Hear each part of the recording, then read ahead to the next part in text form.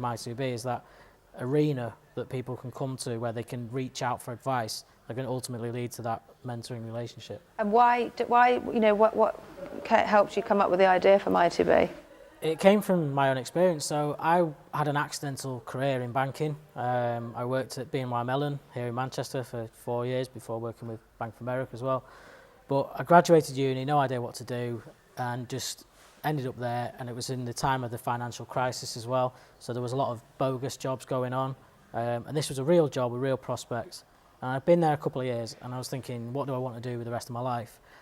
And it was looking and trying to get the answers to that question, and then ultimately deciding I want to work for myself, and then I decided that should be independent advisor.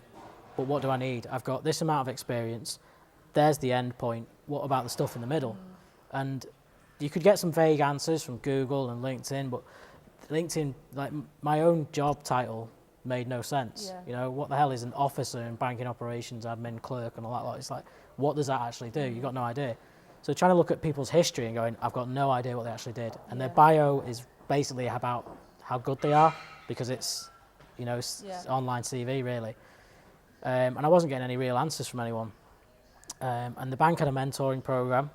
So I applied for it, I got accepted onto it, and I got put in touch with a senior executive who, just from one conversation with where I wanted to go and where I'd been, gave me some points and tips, but then he put me in touch with other people and it just opened doors, and I was getting answers within 5 minutes from one phone call compared to months of searching online and offline with nothing. So that inspired the idea. I think from the conversations that we've had about my2be, it is essentially, it's not just about that career journey, it's about how you've got from A to B to C to D.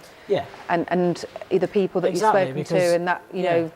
Well, there's all sorts of events that affect people's careers that they don't realise. You know, it's people they drop out of uni, or a personal tragedy happens, or they move countries with the family, and it's like they're uprooted, and something will divert their path that they didn't necessarily see coming. But then eventually they tend to find where they feel like they're quite happy, but they've never heard of that job when they were 16. They've never heard of that industry, yet it fits them great, you know. And I think we're asked so many questions of our 16-year-olds and younger, where it's like, choose these A-levels, go to uni, choose an apprenticeship. There's so much out there that they just can't navigate it from that young age. And that's what we're trying to create, is that platform where people can, just from learning about various personality assets or what I'm interested in or what I enjoy doing, that, oh, well, here's a job for you, or here's a career path, speak to this person who's involved in it, who does it, and they'll be able to help you out and understand what it is you need to do. And that, essentially, it's about saving time. You know, it's like, if you go to uni now and come out at 21 or older and you don't know what you want to do, that's criminal, because it's cost so much to go to uni now. It wasn't as bad 10 years ago, but now it's like, to come out the other end and go, I'm 50, 60 grand in debt with no idea what I do.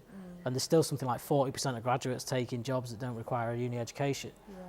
It shouldn't cost you that much time and money to find that out. You know, so it's like, right, if you can tap into someone and you can tap into the resources and learn about it directly, like we were mentioned before with that proof of concept, that will just shorten your journey so much. Yeah, definitely.